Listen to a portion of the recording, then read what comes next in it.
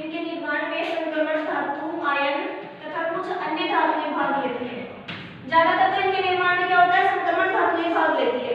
D block वाले elements मिलेंगे, जो केंद्रीय धातु है ना, इसकी जगह पर ज्यादातर तो आपको डी ब्लॉक वाले एलिमेंट्स मिलेंगे, पर कुछ एग्जांपल्स हो सकते हैं जिनमें अन्य धातुएं भी मिल सके, है ना। तो ये लाइन आप नोट कर लो कि इनके निर्माण में संक्रमण धातु, आयन तथा कुछ अन्य धातुएं भी भाग लेती है।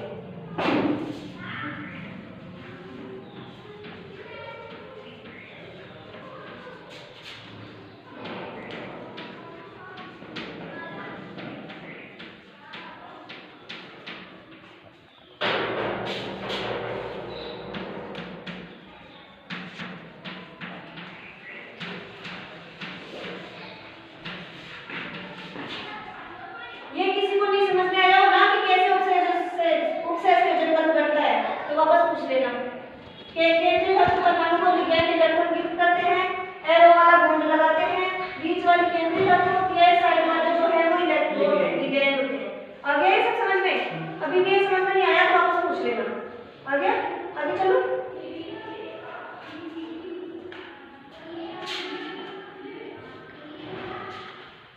अब इनके उपयोग लिख लो। उपसहसंयोजन कहाँ काम आते हैं, उपयोग लिख लो।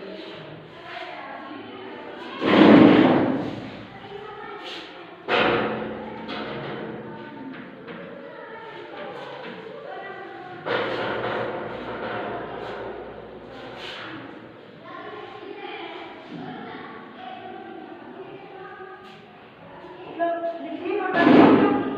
पहला लिखो धातु कर्म प्रक्रमों में।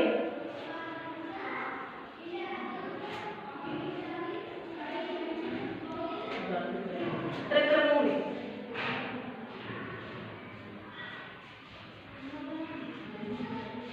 अब धातु कर्म प्रक्रमों में कैसे उपयोग होता है? जैसे सोने और चांदी को अलग करते हैं, तो सोने और चांदी को अलग करने के लिए कॉम्प्लेक्स कंपाउंड उपयोग में लिया जाता है।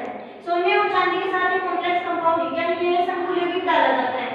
इसको संकुल यौगिक भी बोल सकते हैं, उपसहसंयोजन यौगिक भी। ये तो समझ में आ गया ना। तो जैसे सोने और चांदी को अलग करने के लिए हम इसको संकुल यौगिक को उसमें डालते हैं एक साथ मिले में, तो हमको सोना अलग और चांदी अलग प्राप्त हो जाता है इस संकुल यौगिक की सहायता से।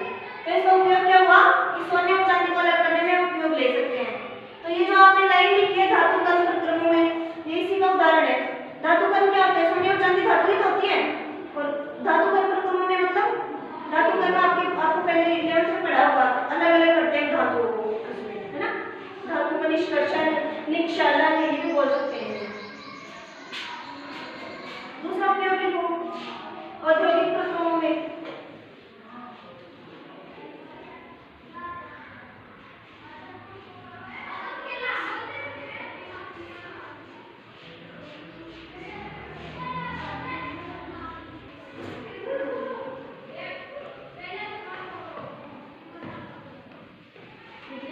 विद्युत लेपन में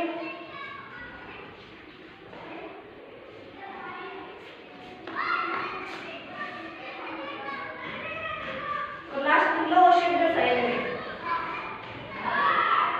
विद्युत लेपन लिख लिया, औषध रसायन, रसायन से औषधियां बनाई जाती है।